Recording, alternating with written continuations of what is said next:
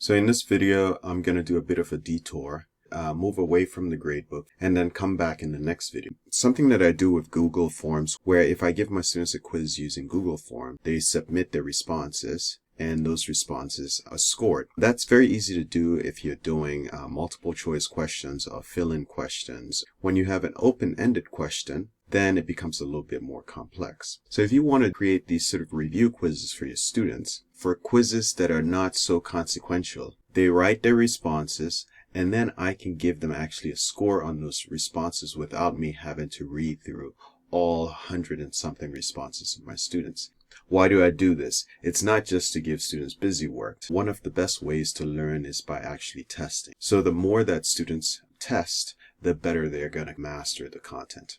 What I have on the screen here right now, there's a question in a Google quiz that asks students to describe the theory of evolution by natural selection. So students are going to write their response and then they're going to submit it. I will receive that response back in a Google Sheet. Imagine now what I have here is one of the responses from a student. I want to score this response without actually having to read it. So I want the computer to score it. I just do a little bit of coding in Google Sheets, and Google Sheets can actually spit out a score. How does this work? I go under the assumption that if a student is writing and they're using certain keywords that a reasonable response should include, I'm going to go with the assumption that that student is actually writing something sensible. So the first step is to create a list of words, and what I have here is that list of words, and you can expand these words, you can make them shorter, you can expand them. Essentially get a list of words that are critical to conveying your understanding for that concept. So in this case, I know that if you're trying to describe evolution by natural selection,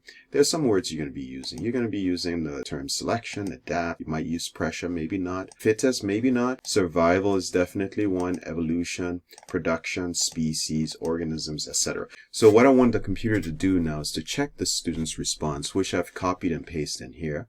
And by the way, this response, I just went online and looked for a definition of evolution. I copied that and I just pasted it in here. And just to test. Okay, so you have this response, and now what you want to do is to just check against your list of words. I have a total of 22 words here. From this student's response, they're hitting 18 of the 22 words. And you're not going to expect them to have 100% hit because, you know, it's open-ended and they can still convey the full concept without using all of the words. I've created another tab and I'm going to go into that tab now. So click here. All we have so far is just the list and the student response. Let's name this range. So I'm going to call it list 2.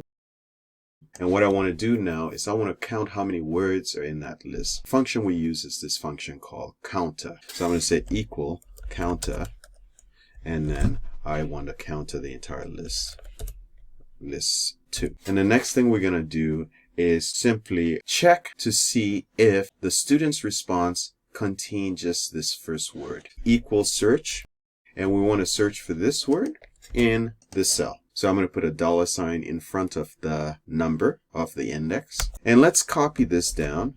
And so you can see wherever it finds it, it's going to return its location. So it's in position 3216. So that means if we count all the letters and spaces, it will be in a position exactly there. Wherever there's an error, it's just going to give you error reading.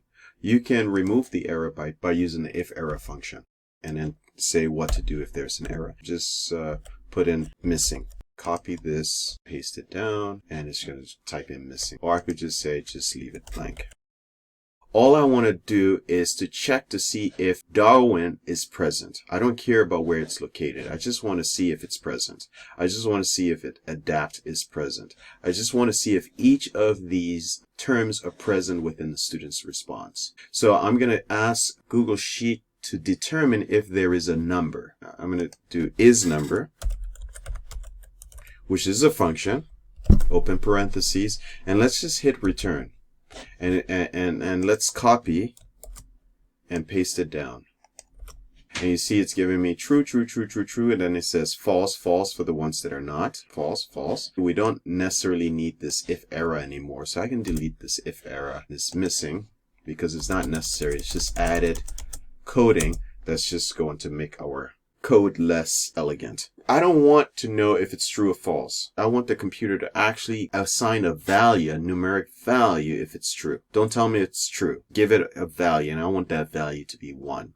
So I'm going to say if is number 1, 0.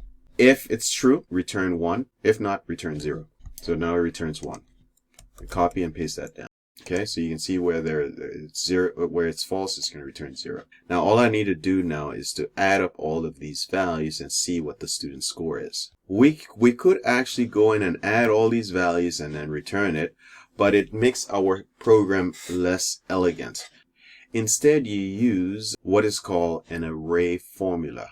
An array formula will do exactly what we already did, but instead it does it in one cell, and it does it through running an array, which basically means that the computer is going to test every term in our list here, but it does it repeatedly in one cell so that we don't actually have to do this formula repeatedly down here. So I'm going to go ahead and I'm going to type in the array formula. There it is. So you can see the array formula, which basically means check this first one, check the second, check the third in the list, and remember everything you checked, and then record them in the column next to them. And there it is. So it goes ahead and it does it. Boom. Now notice that, okay, so the Darwin is checked and is recorded there. Then the next is checked and is recorded there. So notice that the columns are staggered. Okay. And this very last one is actually this blank that it checked. And in fact, if we go ahead and we add another below, with that added column, you see that it actually goes ahead and it checks that column as well, that added row. So with that added row, it goes ahead and it checks that row, which is a blank, and it responds a yes as well, a 1.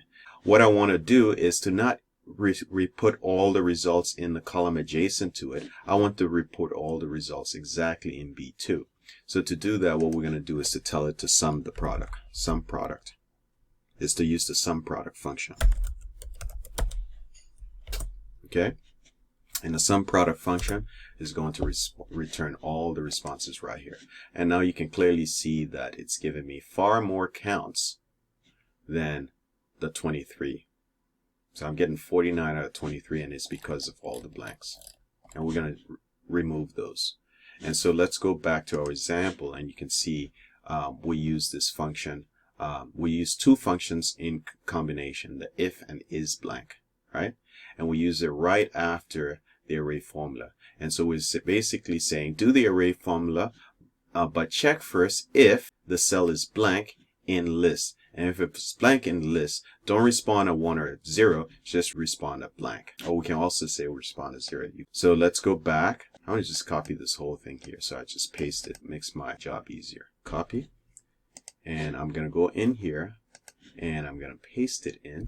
And there it is. And just remember to put a comma after. Now it removes all the blanks. We can also make this a 0, like I said. So I can put in a 0 there. And then it will still be 19. So nice and clean.